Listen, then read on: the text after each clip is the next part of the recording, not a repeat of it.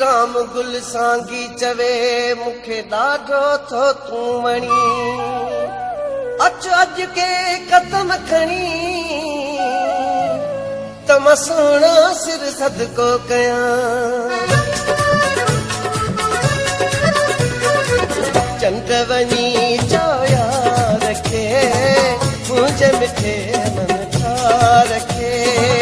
चंड वञी चौया रखे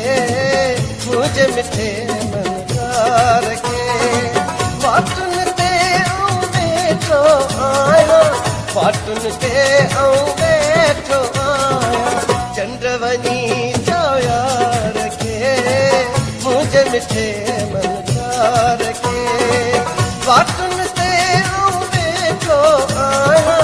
वाटुनि ते आऊं वेठो आहियां चंड वञी चौया रखे मुंहिंजे मिठे मन छा रखे चंड वञी चौया रखे मुंहिंजे मिठे मन छा रखे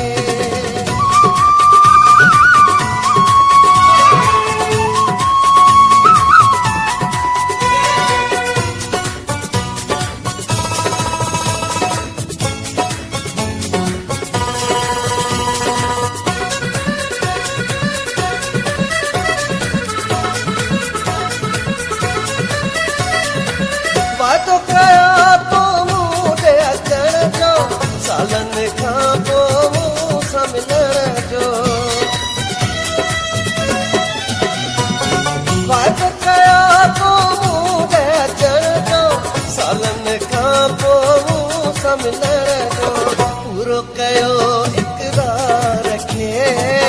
कोन छॾियो तकरार खे पूरो कयो छॾियो तकरार खे वाटुनि ते आऊं वेठो आहियां वाटुनि ते आऊं वेठो आहियां चंड वञी चौया रखे मुंहिंजे मिठे मन छा रखे चंड वञी चौया रखे मुंहिंजे मिठे मन छा रखे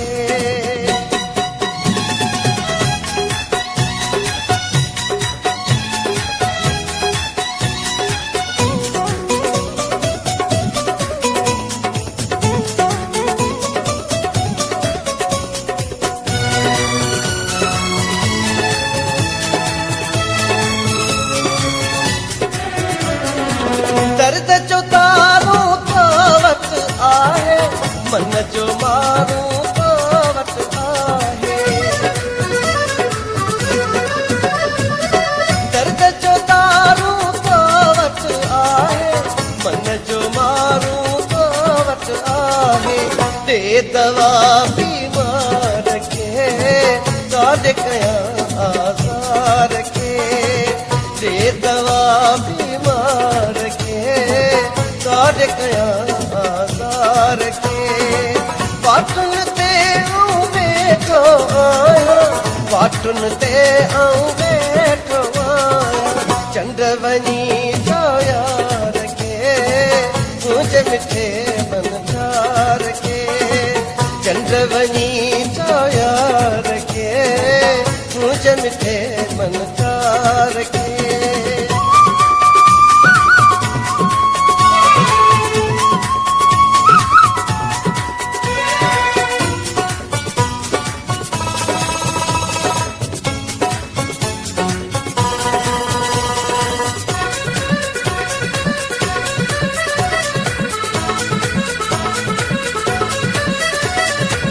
सांगीअ जो तूं सजण जो आहीं मिसरियूं माखियूं मखण जो आहीं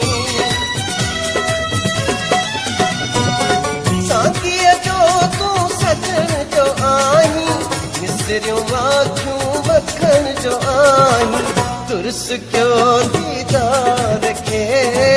कोन छॾींदुस प्यार खे तुरस कयो दीदार खे कोन छॾींदुस प्यार खे वाटुनि ते आऊं वेठो आहियां वाटुनि ते आऊं वेठो आहियां चंड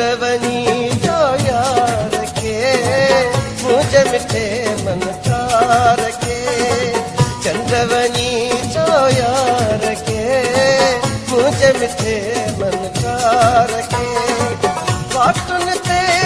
वेठो आहियां वाटुन ते वेठो आहियां चंड वञी चो यार खे मुंहिंजे मिठे मनकार के चंड वञी चो यार खे मुंहिंजे मिठे मनकार